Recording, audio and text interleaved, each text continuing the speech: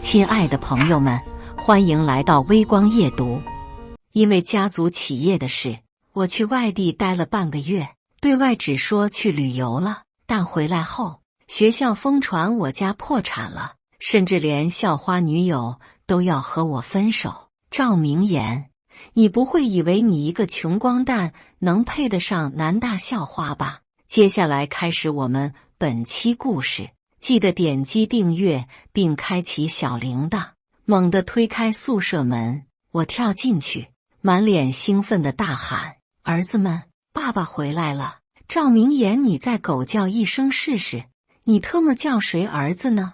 老大和老二的声音同时响起。宿舍一共4个人，按年龄分了顺序，我是老三。我哈哈一笑，不以为意，抬脚走进宿舍，一边拍上老大的肩膀，一边弯腰拉开行李箱里往外掏礼物。新上市的 Switch 2，老大是个狂热的任天堂粉丝，这机子刚发布的时候他就念念不忘，只可惜他家境普通，还谈了个女朋友，生活费根本不够用，正准备打暑假工赚钱买，正好他生日快到了，我就买来当做生日礼物，想送给他。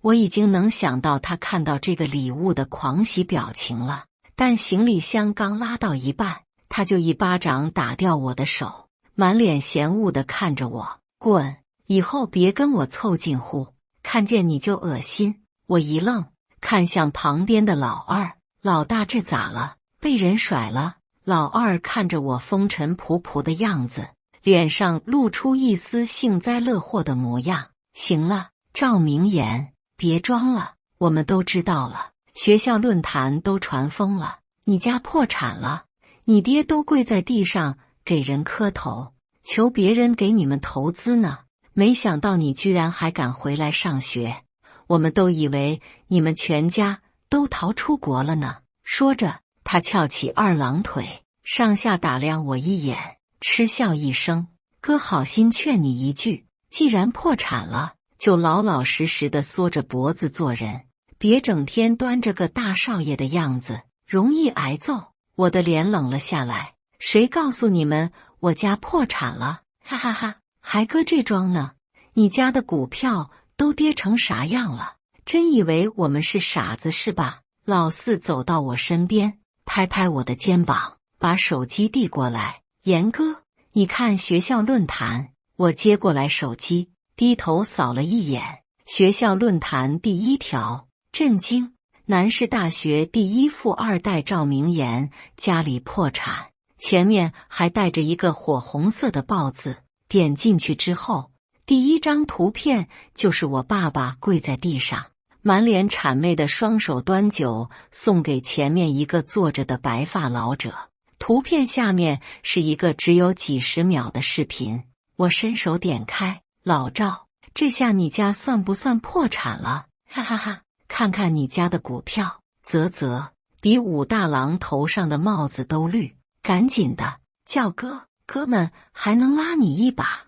背景是一片笑声，不过没听见我爸说什么，视频就戛然而止了。所以就因为这张图片和这个视频，他们就以为是我家破产了，但我爸跪的分明是我姥爷啊！上个星期我姥爷过80大寿，他一个当女婿的，跪一下热闹热闹而已，怎么就成了他给人下跪求人投资了？还有旁边那些声音，分明是我爸的合作伙伴来给我姥爷过寿，他们说的话也只是开玩笑而已，能来参加私人寿宴，说明这些合作伙伴不光实力够强，而且和我家的关系也比较好，不管是商业上的联系还是私交，所以他们说话就随意了一些，还拿我家股票暴跌打趣。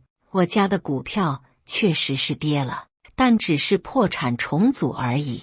新的集团天瑞已经在走上市流程了，最多1个月，天瑞集团就能脱胎换骨，重新上市。重新上市之后，天瑞集团会以一个全新的面貌取代以前的赵氏集团，以更强势的劲头发展，这在南市上流圈子都是公认的。所以虽然赵氏集团破产了，但在商业圈子里却没有引起多大的动荡，但他们却以为我家破产了。老四叹息一声，拍拍我的肩膀，劝慰道：“没事，严哥，人生本来就是起起落落，破产也不代表什么，好好活着才最重要。只要活着，你们早晚有东山再起的一天的。而且咱们也快毕业了，以你的能力，进个500强问题不大，你还有未来的，别多想。”老大放下手机，冷笑一声：“东山再起，别搞笑了。你知道他家欠了多少钱吗？网上说了，起码300亿。就他这种什么都不会的废物，不被逼得跳楼自杀就不错了。我要是你啊，就去找几个富婆伺候伺候，说不定他们一高兴，还能替你还个几百万，还想进500强，笑死！欠了几百亿的人，谁敢用？”老四实在忍不住了，指着他们呵斥道：“你们说的也太过分了吧？严哥平时对你们怎么样，你们自己心里不清楚吗？就算不说严哥平常送你们的礼物，请你们吃的饭，咱们好歹也是3年多的同学情谊，不安慰安慰就算了，还在这落井下石，你们还有良心吗？”老大嗤笑了一声，翘着二郎腿，满脸嘲弄地看了他一眼：“行了，你也别装了，大家心里什么心思都知道，不就是想巴结巴结富二代捞点好处吗？他家都破产了，你还装啥呢？他家以前没破产，我巴结他是应该的，他家都破产了，我还巴结他干嘛？吃多了撑的。还有，你以前送我们的东西，那可都是你自愿赠予的，那都是我们的东西了，你可别想要回去。”老二插嘴道。老大眼睛一亮，连连点头，悄悄地把桌子上的苹果耳机放回兜里。这可都是你送我们的生日礼物，都是自愿赠予的。我冷眼看着他们，心里一片冰冷。这就是我认定的好兄弟。但出乎意料的是，一旁的老四却从兜里掏出一支钢笔，递了过来：“严哥，这是你送我的钢笔，你收回去卖了吧，蚊子腿也是肉，能填补一点是一点。这支钢笔是我去年送给他的生日礼物，因为老四喜欢书法，而且写得一手好字，但他家境贫寒，买不起好笔。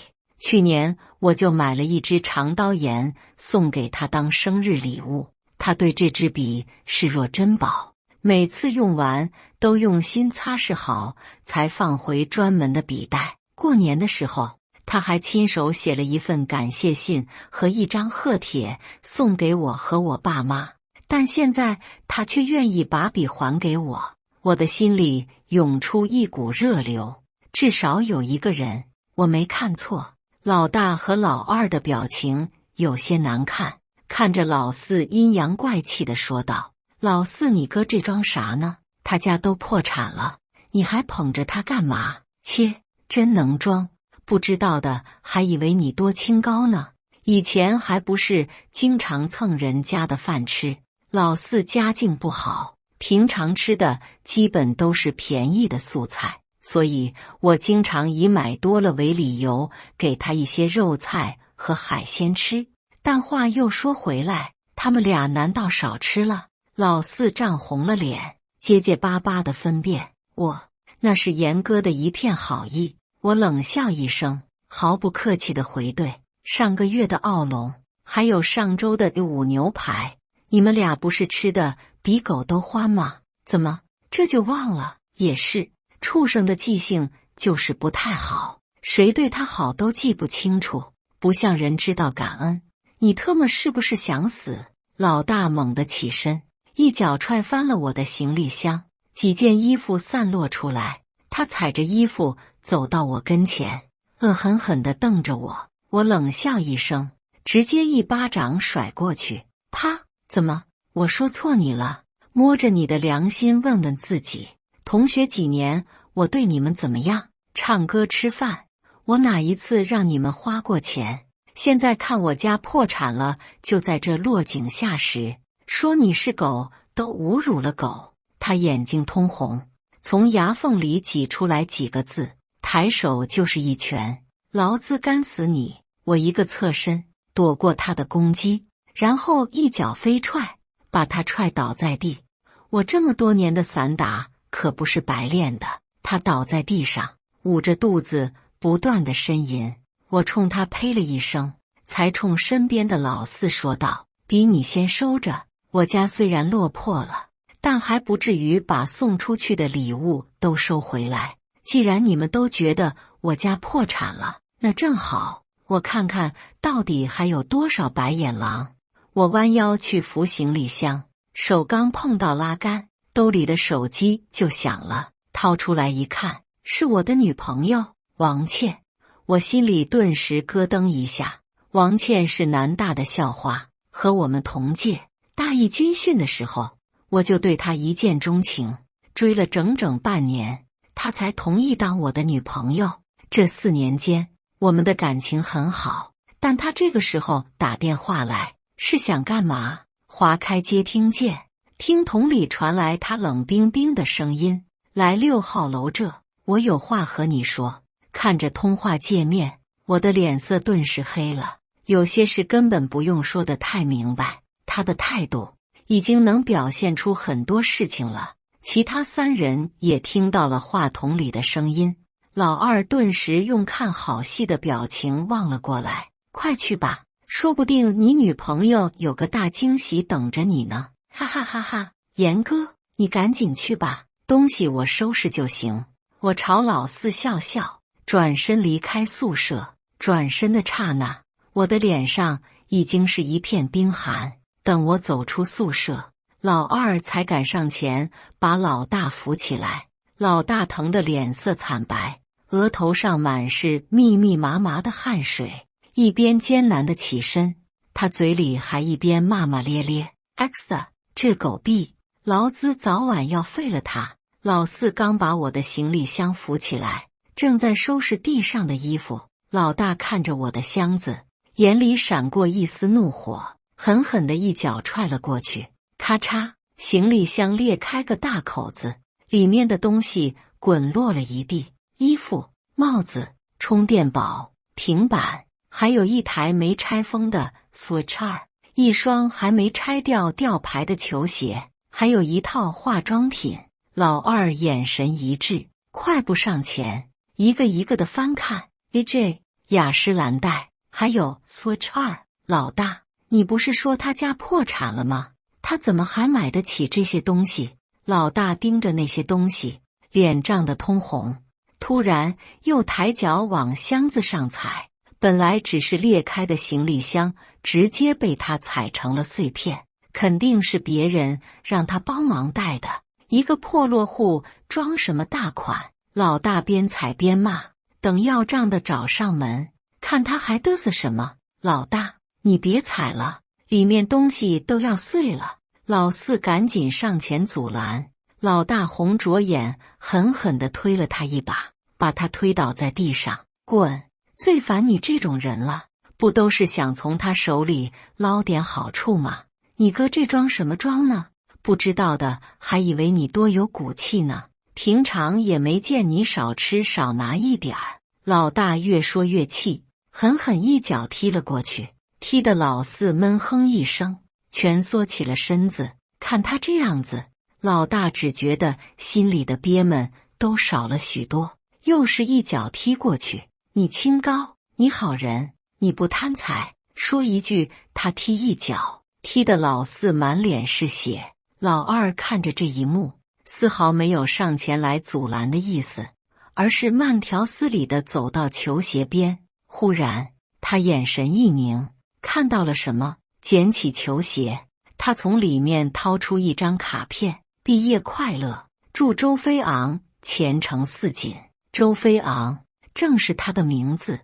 再捡起旁边的游戏机，果然背面也贴着一张卡片，上面写着祝老大毕业快乐的字样。同样的，一旁的 iPad 和化妆品上也贴着贺卡。iPad 上写的是老四的名字，化妆品上是王倩的名字。哼，不愧是富二代，就算是破产了，也不是我们一般人能比的。他冷笑一声，抽出贺卡，把球鞋换到脚上。还真别说， AJ 穿着就是爽，又踢了几脚，老大才捂着肚子坐到床上，这才觉得心里的憋闷消散了大半，大口大口的喘气。看到老二脚上的 AJ， 他的眼睛忍不住瞥到了一旁的 Switch 2和 iPad 上，眼里露出一抹贪婪。他站起身，一手一个，把2件东西都拿了过来。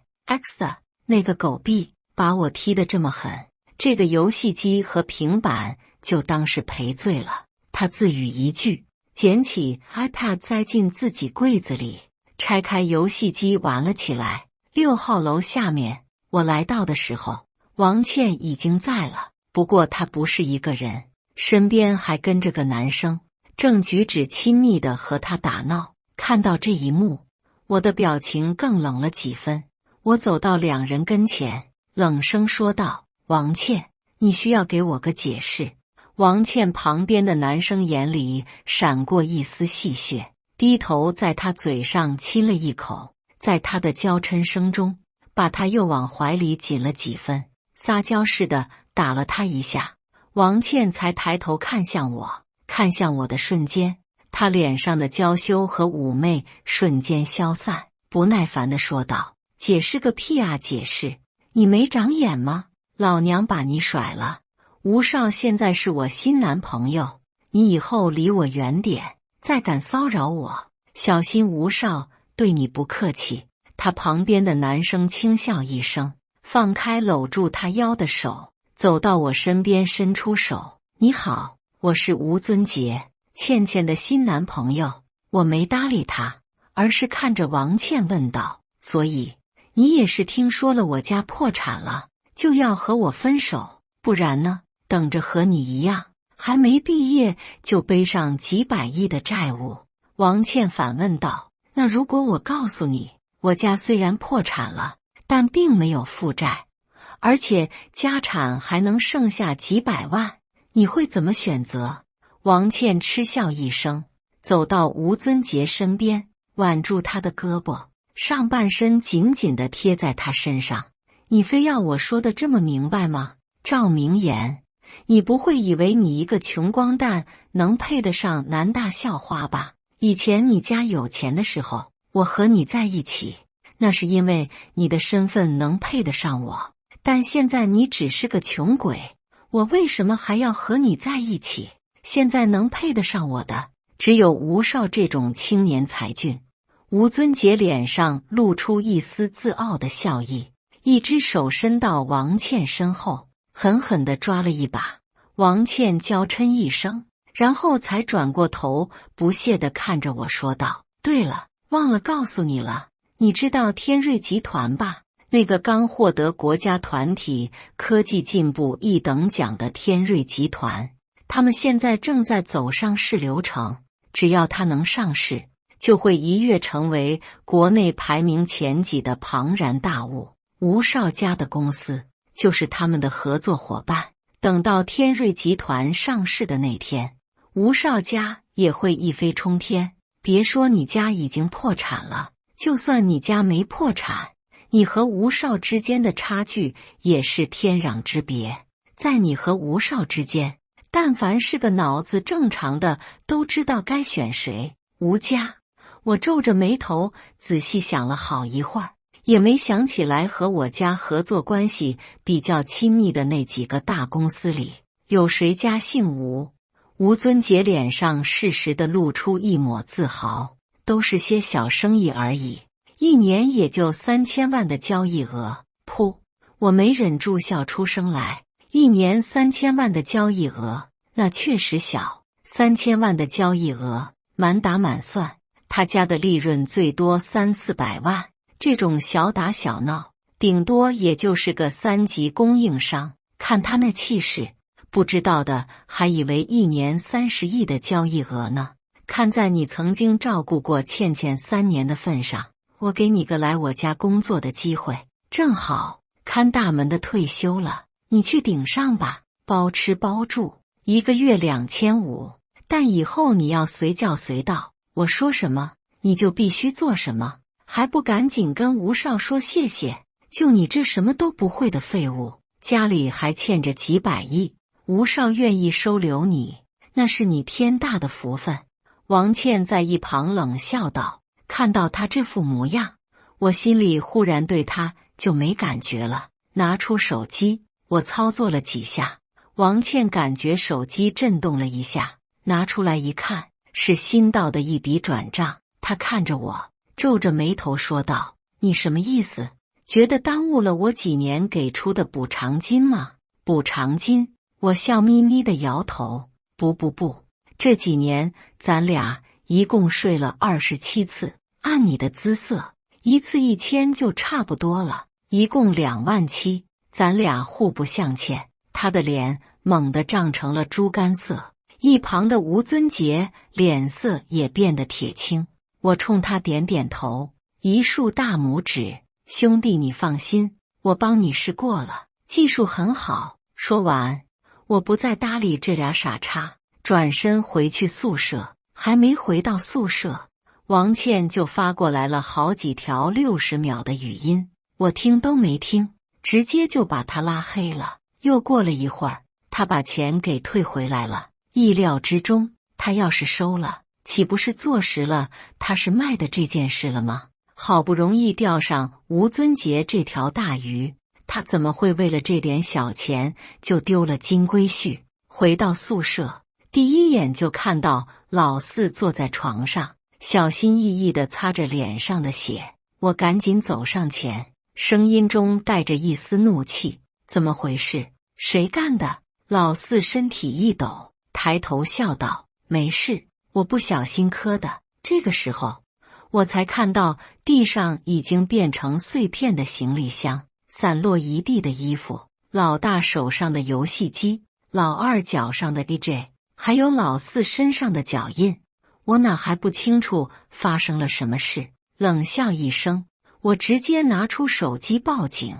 喂，警察吗？我要报警，有人故意损坏我的私人物品，还偷走我的高价值物品，价值大约在3万到3万5之间。对了，他们还打人，我有理由怀疑他们不是偷，而是抢劫。因为涉及到的金额巨大，所以警察来得很快。和警察一起来的是我们的辅导员，还有另一个不速之客吴尊杰，他又不是我们系的，他来干嘛？下一秒就见老二快步走上前，委屈巴巴地说道：“吴少，你可得帮帮我们啊！赵明言他一回来就骂骂咧咧的，骂你是杂种，骂嫂子是贱人。我们气不过，就和他吵了起来，吵着吵着就打了起来，一不小心就打成了这样。结果他说我们抢他的东西，还把警察都叫过来了，说我们偷他的东西，但这些东西明明就是他送我们的，不信你们看。”他一边说，一边把贺卡拿出来，递给辅导员和警察。我看着吴尊杰，表情有些古怪。女朋友你找二手的，跟班你也找二手的，你家是收破烂的吗？吴尊杰冷哼一声，没有说话。警察看到贺卡上的字之后，已经信了6、7分，满脸严肃地朝着我说道：“同学之间闹矛盾是很正常的事，但不能因为这点小事就报假警。还有，不管发生什么矛盾，都不能打架，要心平气和的解决。你们一块上了这么多年大学里，难道一点同学的感情都没有吗？”老四闻言着急地说道：“他在说谎，严哥明明就没把东西送给他们，是他们自己去箱子里拿的，还把严哥的箱子踩坏了。我劝他们，他们不但不听，还打我。老四，我知道你和老三的感情好，但不能为了帮他就胡编乱造吧。”老二打断了他的话。老大一脸痛心疾首地说道：“咱们同学4年，没想到你们居然是这种人，只不过一点小口角而已，你们居然想把我们送进监狱。”辅导员冷声说道：“王同学，你要是再继续执迷不悟，别怪我报到院里，到时候你连毕业证都拿不到。还有你，赵明言，一点小事而已，居然报假警，想把同学送进监狱，你这种恶劣的行径，我一定会报到学校，让你好好尝尝记性。”老四急得脸色涨红，连连摇头：“我们没有，他们明明就是。”我伸手制止了他，示意他不用再说了，然后定定地看着辅导员：“他给了你什么好处，让你这么向着他？”他连问都不问，就直接认定了是我们在撒谎。这偏架拉的，瞎子都能看出来他收了好处。辅导员眼里闪过一丝慌乱，但下一刻他就冷声呵斥道：“到这会儿了，居然还想把我也一块拉下水，我看你真是坏到了骨子里了，我一定会如实上报给学校的。就你这情况，起码也得是个大过处分。”看着得意洋洋的几个人，我冷冷地看着他们说道：“你们还记不记得3个月前，有个小偷流窜进了咱们学校，偷了很多贵重物品，但宿舍没有监控，所以即便报警了，也一直没有抓到他。最后还是我个人出钱，在几个关键位置和我们宿舍安装了隐藏式的监控，又故意炫富，把贼引到我们宿舍，抓住了他。”辅导员脸上闪过一丝尴尬，心里也有些愧疚。这事儿他当然记得，因为抓到了小偷，他还受到了学校的表彰，而这个小偷是我帮忙抓到的。但现在他却为了自己前途，故意混淆黑白，拉偏架，把我这个受害者说成了个加害者。但下一刻他就把心底那丝愧疚抛到了一边。我当然记得，但那又怎么样？一码归一码。那件事我很感激你，但今天这事确实是你做错了，而且性质非常恶劣。我也是为了你好，现在受惩罚才会长记性，免得以后出了社会闯出更大的乱子。到那时候就不只是吃学校处分的事了，说不定还得坐牢。不，我不是这个意思。我摇摇头，指向门框。我的意思是，走廊的监控虽然拆了，但我们宿舍的那个监控我懒得拆，就一直在那。此话一出，几人顿时脸色大变。我拿出手机，调出刚才的监控，递给警察。警察同志，你看一下真相到底是什么吧。很快，警察就看完了监控视频，抬头看向老大和老二两人，他们俩连连摇头：“不是，他这本来就是要送给我们的，本来就是我们的东西。”我忍不住笑了。那按你的意思是，反正银行里的那些钱是我存的，我去偷出来也没事了。傻叉！对了，还有这个行李箱，17000，如果你们需要发票的话，我随时可以提供。证据确凿，老大和老二都被带走了，尤其是老大，不光损坏我的行李箱，偷走我的东西，甚至还把老四打成了那样，坐牢估计是免不了的了。警察带着他们俩离开后，我看向辅导员：“宋老师，你不分青红皂白的拉偏架这事儿，我也会报到学校那边，希望你收到的好处能抵得过今天这事给你带来的损失。”辅导员铁青着脸和吴尊杰离开了。你不是说这事儿我来走个过场就行吗？现在怎么办？今年可是我竞选副主任的关键时候，真要被他告到学校呢，我那几个竞争对手可不会放过这个机会。你说的下周2的校招会，天瑞集团会来校招的事，到底靠不靠谱？要是这件事再搞不成，我这几年的功夫就全白费了。吴尊杰的表情也有些难看，但还是耐心回道：宋老师，你就放心吧，天瑞集团的人事部领导是我朋友，他已经答应我了，下周2一定会来咱们学校招聘的，你就放100个心吧。辅导员脸上一喜，那就好，那就好，能把天瑞集团拉到咱们学校校招，咱们专业的就业就不用愁了，这可是一大政绩啊！你放心，等我成了副主任，你保研的事儿包在我身上。两人对视一眼，哈哈大笑起来。校招当天，老大还在拘留所，但老二的家人找了些关系，赔了钱，再加上认罪态度良好，就给放出来了。校招会上，校领导看着不远处排成长龙的队伍，脸上露出一丝欣慰。小宋啊，你居然真把天瑞集团给拉过来校招了，很有能力吗？辅导员脸上笑的褶子都出来了。哪里，都是领导培养的好，再加上咱们学校实力够硬，校风优良，天瑞集团才愿意来咱们学校招聘，要不然就算我口灿莲花，他们也不会愿意来的。哈哈哈！校长极为受用的大笑起来，拍拍他的肩膀，说道：不错不错，有前途。不过前2天我这边收到了一个投诉，说你处理事情收了别人的好处，拉偏架，有没有这事啊？校长，我拿人格保证，绝对没有这事。辅导员信誓旦旦的保证，就是俩同学闹矛盾，我处理的时候没有向着他，他感觉丢了面子，就去投诉我了。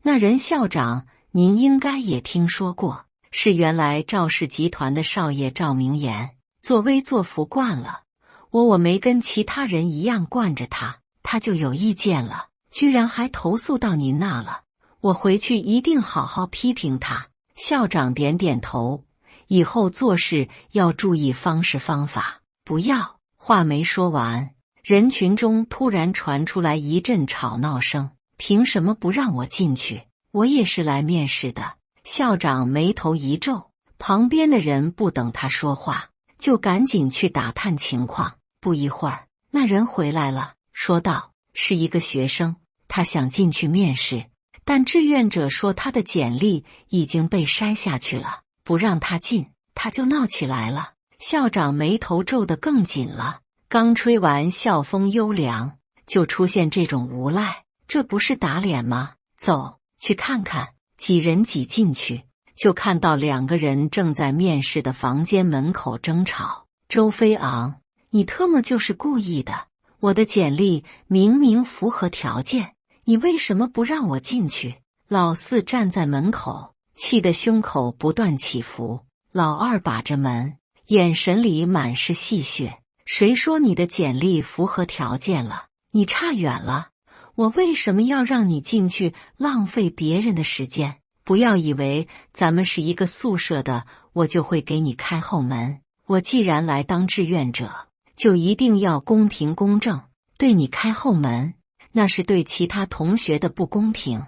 校长闻言，满脸欣慰地点了点头，这才是校风优良教出来的好学生啊。老二见辅导员过来了，眼珠子一转，大声说道：赶紧让开，校招会总共就2天，你耽误1分钟，就少1个人面试，就少1个人上岸的机会。还是说你知道自己不够格，所以故意堵在这，不让别人进去？说完，他凑近到老四耳边，低声说道：你不是还在舔赵明言那个废物吗？让他来帮你啊！我话就撂在这了，只要我还站在这，你就别想进去面试。不光天瑞，其他的公司我也都打好招呼了，只要是你的简历，直接扔进垃圾桶，这就是跟我们作对的代价。拉开距离，老二义正言辞的大喝道：红包！张杰，没想到你是这样的人，你要是以为我是那种见钱眼开的人，那你算看错我了。不管你说什么，你今天就是不能进。一听他这么说，后面的人顿时就怒了，赶紧让开，平时不好好学，这会儿知道急了，有啥用？不对啊，我好像记得他一直是全系第一，叫什么来着？对，张杰，肯定是你认错了。他要真是年级第一，简历还能不够格？怕惹起众怒，老四只得让开身子，先让后面的人进去。辅导员走上前，老二笑着迎上去说道：“辅导员，不好意思，让你看笑话了。”辅导员点头称赞道：“就得这样，得让他们知道，咱们学校不是拉关系走后门的地方。”说罢，他又表情严肃地呵斥道：“干什么呢你？我好不容易拉来的企业，在人家眼皮子底下这么闹，成何体统？张杰，看你平时挺老实一个人，怎么能干出来这种事？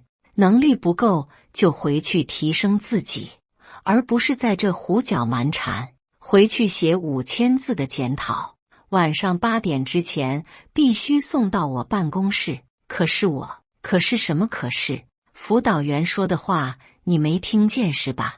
赶紧回去写检讨！”老二呵斥道。吴尊杰从房间里出来，皱着眉头说道：“吵什么呢？人家企业的人都听见了，问怎么回事呢？”张杰，辅导员好不容易给大家争取的机会，你非要给破坏了是吧？校长眉头紧锁，看向老四的眼神满是厌恶，冷声呵斥道：“同学，请不要自误。”老四气得浑身发抖，连话都说不出来。就在这时，一道声音从人群后方传来：“辅导员给争取的机会，我怎么不知道这次招聘会是他争取来的机会啊？”我从人群后面走过来，站在老四身边，扫了一眼他们几个人，我轻笑一声，说道：“我怎么听说这次招聘会是天瑞集团想拓展新业务，所以主动提出来要来咱们学院举行招聘会的，怎么变成你的功劳了？”辅导员死死地盯着我，冷声说道：“你听说？你听谁说的？听你那个给人下跪的吧？还是你那个已经破产的赵家人说的？”吴尊杰主动站出来说道：“校长，我可以作证，这次招聘会是宋老师千辛万苦求来的机会。为了这个机会，宋老师没少陪酒，好几次都是我开车去接的。老师吐的，我看着都心疼。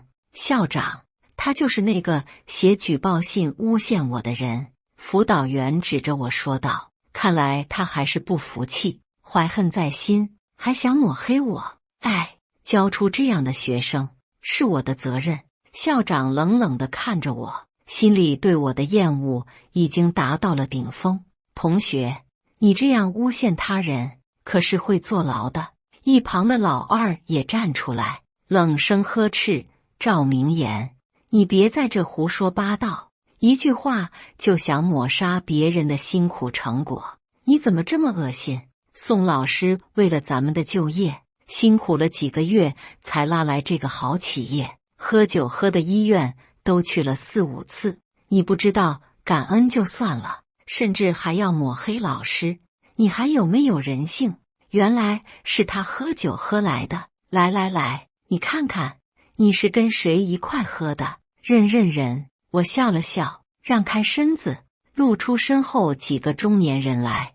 吴尊杰只是扫了一眼，就不屑地撇过头：“他们算老几啊？宋老师是和天瑞的人力部总监一块喝的酒，你不会找几个演员就能吓唬住我吧？”他话说完，那几个中年人的脸上忍不住露出一丝古怪的表情，其中一个人脸色铁青，怒吼一声：“李朝阳，给我滚出来！”下一刻，屋里就急匆匆地跑出来一个胖胖的年轻人。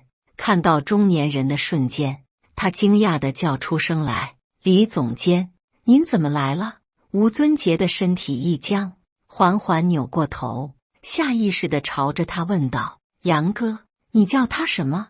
李朝阳却没搭理他，而是满脸谄媚地迎了上去：“一个小小的校招会，您怎么亲自过来了？”总监冷哼一声：“我要是不过来，我都不知道我还有逼人喝酒的习惯呢。”李朝阳的脸色一白，赶紧解释：“李总监，和我没关系，我什么都不知道，都是他们胡说八道的。”总监，老二傻住了，结结巴巴地说道：“他就是天瑞集团的总监。”校长的脸猛地沉了下来，看向辅导员的眼里满是怒火。他口口声声地说是和天瑞的人力总监喝酒喝来的招聘机会，现在却连人都不认识。他要是还猜不到事情真相，那他就真成傻子了。宋城，这到底是怎么回事？李总监冷冷地看着李朝阳，脸色铁青。还有你找的这个志愿者，如果我的消息没错的话，这位张杰同学是全系第一吧？他的简历都不够资格，你到底是想招人才，还是想招蠢材？这……李朝阳满头大汗，却不知道怎么解释。李总监冷哼一声，甩出去一张转账记录：“天瑞的名声，2万块钱就被你给卖了。收拾东西自己滚蛋吧，我们公司不需要你这种吃里扒外的人。”下完命令，李总监才转过头，表情一变，满脸笑容地朝我说道：“少爷，你看这样处理行吗？”少爷这句话一出，王倩、辅导员、吴尊杰乃至老二和老四全都愣住了。你家没破产？老二结结巴巴地问道。我笑笑，朝他们打了声招呼，重新认识一下，我赵明言，天瑞集团董事长的独生子。顺便提醒你们一句，赵氏是破产了不假，但只是资产重组而已。天瑞集团就是新生的赵氏集团。咔嚓，手机掉落的声音从身后响起，我转头一看，是表情惨白的王倩。王倩像是疯子一样扑上来，死死地抓住我的手。你在骗我对不对？因为被我甩了，你心里面不甘心，所以故意雇了这些人来演戏，想让我后悔对不对？赵明言，看在你这么痴情的份上，我给你这个机会，咱们复合吧。我一把甩开他，嗤笑道：“你不是说我配不上你这个男大校花吗？”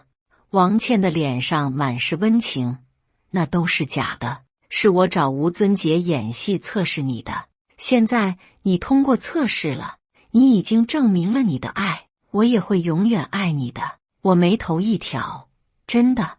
王倩见我口风松动，连连点头：“当然了，我那么爱你，怎么会背叛你呢？不过我擅自考验你也有错，今天晚上我会好好补偿你的。”补偿？怎么补偿？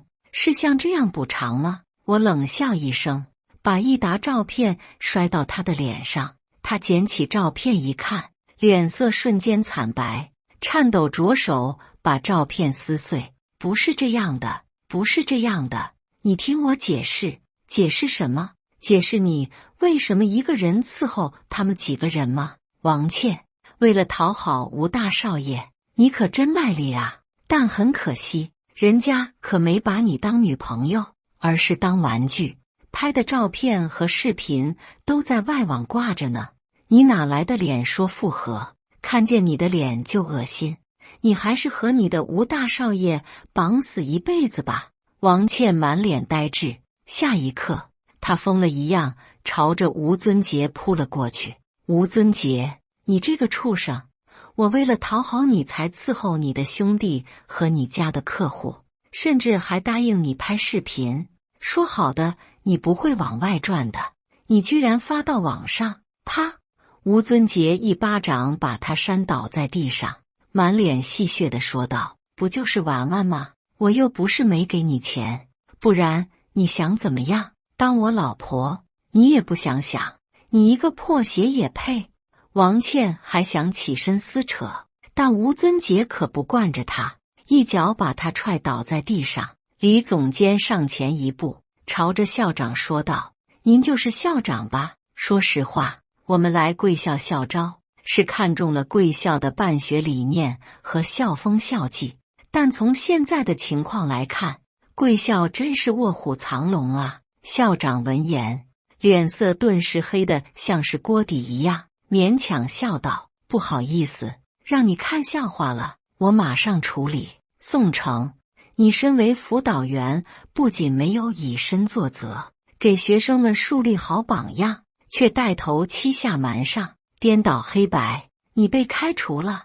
对于你给学校造成的名誉损失，我会追究你的法律责任。至于你们三个，校长冷冷地看了他们三个一眼，眼里满是厌恶。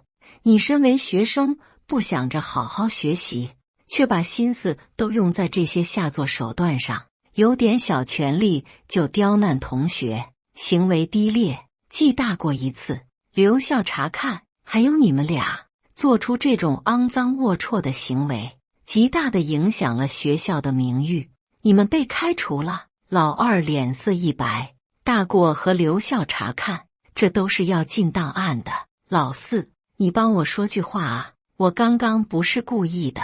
老四一把甩开他的手，冷声说道：“不是故意的，刚刚是谁在我耳边说，只要你在，这就绝不会让我进去，还说已经和其他志愿者都打了招呼，只要是我的简历，看都不看，直接扔进垃圾桶。还有这事。”校长脸色更难看了，你好大的威风啊，比我这个校长都威风。既然你这么厉害，我们学校容不下你这尊大佛，你也被开除了。老二两腿一软，瘫倒在地，辛辛苦苦上了10几年学，全打水漂了。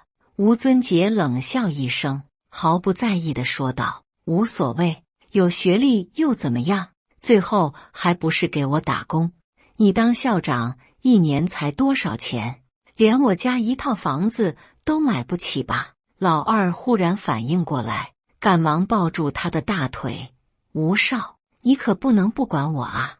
吴尊杰弯腰拍拍他的脸：“放心，只要你老实当我的狗，饿不死你。”他起身得意地看着我：“天瑞集团的少爷又怎么样？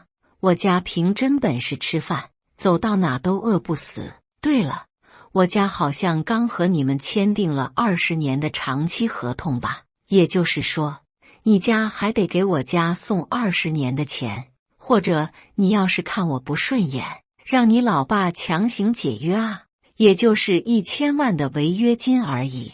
你要是非得送给我，我也不介意。”哈哈哈哈！我面带微笑地看着他，要不你先和家里打个电话问问情况。没等吴尊杰掏出手机，他的手机就响了起，拿出来一看，脸色大变：“赵明言，你干了什么？为什么我爸妈逃去国外了？”我眉头一挑：“逃去国外了？连亲生儿子都不要了，有魄力。我也没干什么，说起来我还要多谢你呢，要不是见识到你这么低劣的人品，我也想不起来彻查你家的产品。果然一查不要紧，你家的产品合格率根本就不够，只是靠贿赂才通过检验。托你的福，我爸揪出了好几个害虫，已经移交执法机关了。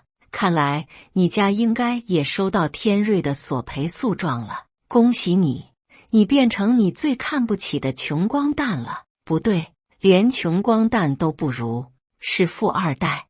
吴尊杰再也维持不住刚才的得意，瘫倒在地，失声痛哭起来。我对着身后的保镖吩咐道：“把他送到厂里打螺丝，还完赔偿款之前不准离开。”2个保镖上前抓住他，把他拖走了。我指着张杰，冲身边的李总监说：“这个是我的朋友，人品、能力都很有保障。”李总监连连点头，凑上前笑着说道：“同学，你有兴趣加入我们吗？”老四还愣了几秒钟，赶忙点头：“愿意。”我一愣，看向旁边的老二：“老夏，那行，等下我就给你发 offer，你随时可以过来实习。”王倩跪在地上爬过来，抓着我的裤腿，苦苦哀求：“阿言，你再给我一次机会好不好？我愿意当你的情人，当小三，怎么都行，只要让我跟在你身边就行。”我嫌恶地把他踢开：“滚！你这种人，我看一眼都嫌脏。”虽然吴尊杰父母逃到了国外去，但很可惜，我家在国外也有合作伙伴，不到半年，他们就被抓了回来，转移出去的财产也尽数赔偿给了天瑞集团，不过还差几百万。他们想重新做生意，但没人愿意借给他们钱，最后他们只能去打一些零工还债。至于老四，被退学后，他没有学历，找工作频频碰壁，最后只能去跑外卖。而老四进入天瑞后一直很努力，部门的人对他都赞赏有加。1年后，他实习期结束，成功留下并转正。当天晚上，我们一起去 KTV 庆祝他转正。半夜出来后，一个浓妆艳抹的女人拦住我们，娇声说道：“帅哥，包夜吗？”抬头对视的瞬间，我们都愣住了，是王倩。下一刻，她就捂着脸匆匆跑开了，连高跟鞋掉了一只都没回头。老四感慨道：“没想到堂堂校花居然沦落到这种地步。”我耸耸肩：“他自己选的，怪谁呢？”感谢大家的观看，本期故事精彩吗？欢迎大家在下方评论区吐槽。如果你喜欢这类故事，记得点击订阅微光夜读，并分享给更多的人，这会对我帮助很大。再次感谢大家的观看。